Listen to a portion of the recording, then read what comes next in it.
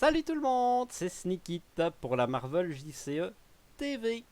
On continue notre rétro Open de box à la poursuite du chef rétro gaming avec la sorcière rouge qui est un personnage puissant, particulier et dont je n'ai jamais caché le mépris qu'il m'inspirait. Voilà, je n'ai aucun atome crochu avec ce personnage et le Docteur Strange numéro 2 n'a fait que me la détester encore plus. Bref, je n'aime pas ce personnage, mais je reconnais sa puissance.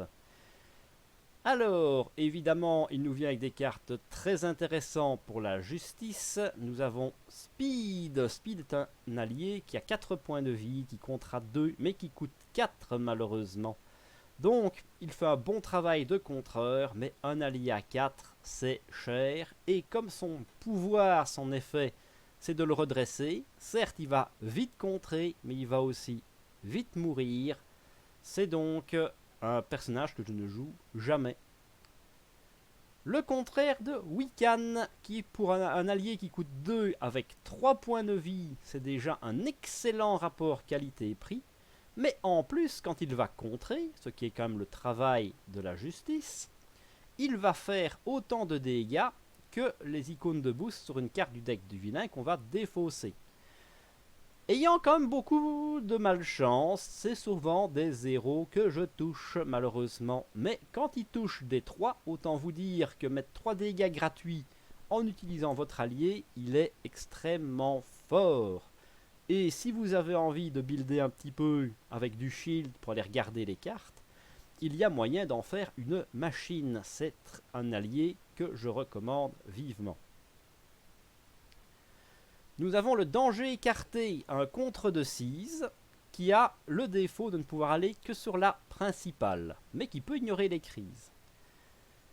Ça coûte 3, c'est cher. Pour du solo, c'est trop cher et trop. Un justice solo n'a jamais 6 de menace sur une principale. C'est inenvisageable. En multi, par contre, quand on commence à avoir 3-4 joueurs, ça vaut clairement la peine.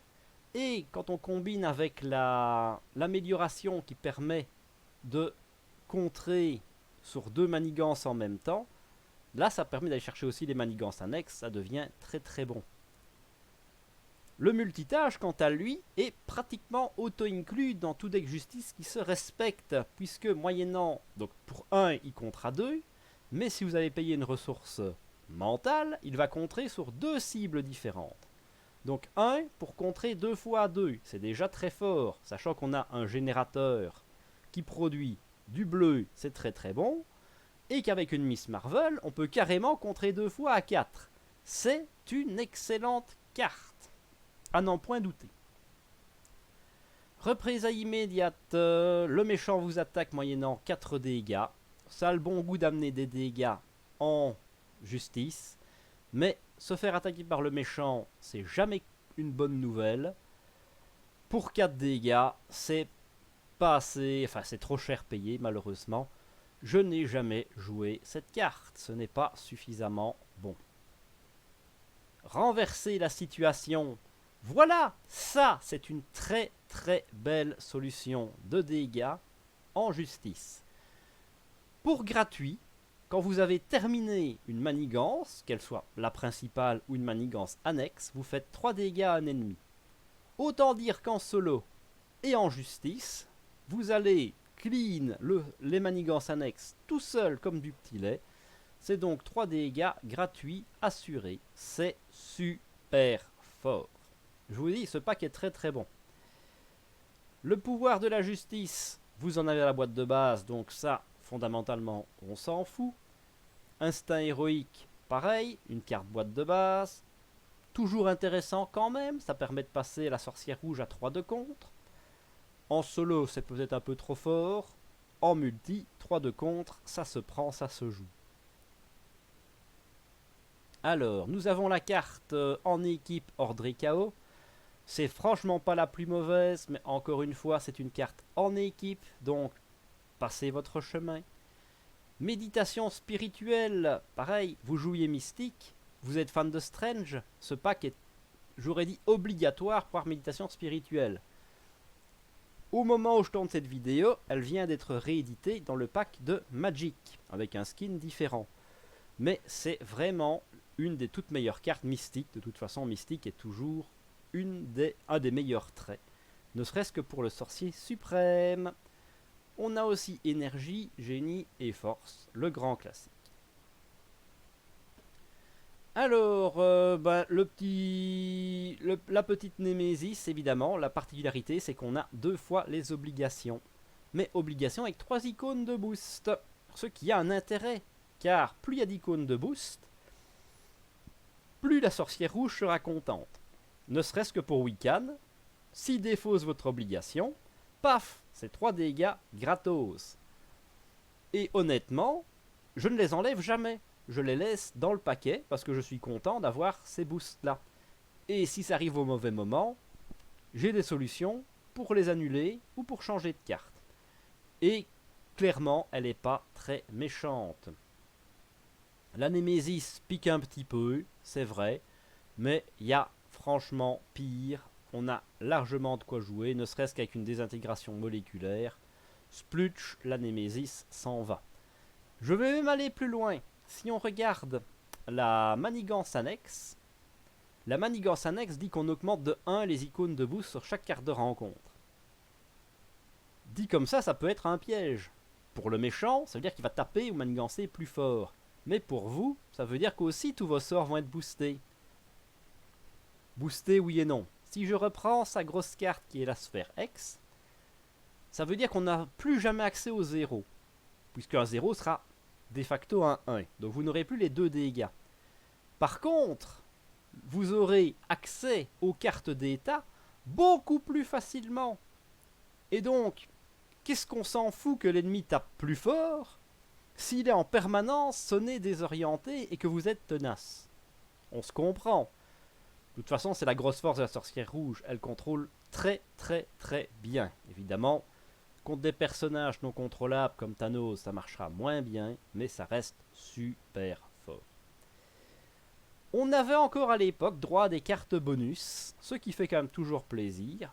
Rudoyer, ça fait partie de ces types de cartes qui sont en fonction du niveau de l'ennemi et qui sont réservées aux Avengers. Autant dire que je n'aime pas ces cartes.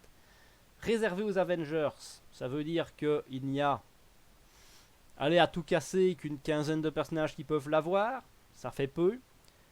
Et fonction du niveau du boss, autant dire que si vous jouez contre des boss qui n'ont pas de niveau, comme les démolisseurs ou plus récemment les 4 cavaliers, vous l'avez dans le huc. Donc moi, c'est de la bouse. Dernier retranchement qui va sacrifier un allié gratuitement et lui donner plus 3 attaques pour cette attaque. C'est pas mal, c'est une carte conditionnelle, mais il y a des alliés qu'on veut, moyennant des builds évidemment, tuer très vite, ou dans les stratégies rush, ça vaut complètement le coup, parce que c'est gratos. Donc, c'est pas une carte auto-inclus, mais c'est une fort bonne carte quand on prend la peine de s'y intéresser. Je la recommande. Servir d'appât, carte qui a été rééditée plein de fois. C'est la même justification que pour... comment elle s'appelait encore? Représailles immédiate. Le méchant vous attaque, mais retirez 4 menaces de la manigance principale. Un peu plus jouable, parce qu'on est en protection. Et donc ça peut permettre de déclencher notre build de protection pendant notre tour. Ce qui est quand même un intérêt. Et le contre est le problème de la protection. Donc, c'est plus intéressant. C'est toujours compliqué quand même. Moi, je suis pas hyper fan. Mais celle-là, à choisir, celle-là est la plus jouable. Et nous avions récupération. C'est une action d'alter ego qui permet de nous soigner à hauteur de notre rec, sans s'incliner. Sur le principe, l'idée est bonne. Le problème, c'est que ça coûte 2. 2, c'est trop cher. Ça veut dire que vous avez coûté virtuellement 3 ressources, la carte en elle-même et 2 autres ressources. Donc au mieux, avec une ressource double, ça vous coûte 2 cartes. Sur une main, de 6. Vous avez déjà perdu un tiers de votre main juste pour ne pas vous incliner. C'est d'une tristesse absolue. Cette carte a été extrêmement mal équilibrée. Je rappelle qu'on a droit qu'à 40 cartes, 50 si vous êtes un psychopathe. Il n'y a pas la place pour ça. Ça aurait dû être gratuit. Honnêtement, pour gratuit, c'est une carte que j'aurais jouée dans certains decks. Ne serait-ce que les decks qui régénèrent très bien, comme un Wolverine ou un Deadpool. Hop, je régénère gratuitement, je repasse en alter ego, ça m'a juste coûté une carte. C'était pas cher. Ici, à 2, c'est n'importe quoi. C'est un caltable en puissance, et peut-être même le plus gros caltable du paquet, à n'en point douter. Voilà, donc un très bon paquet pour la justice, qui est pour moi toujours le meilleur aspect en solo. Donc si vous êtes un joueur solo, un très bon paquet à prioriser. Un héros qui est puissant, mais aléatoire. Il faut aimer. Maintenant, voilà. Vous avez d'excellentes cartes dans son deck. De toute façon, les mystiques, c'est une valeur sûre. Si la vidéo vous a plu, n'hésitez pas à lâcher le petit pouce bleu, ça fait toujours plaisir. À vous abonner à la chaîne pour ne pas manquer les prochaines vidéos. Et à donner votre avis dans les commentaires.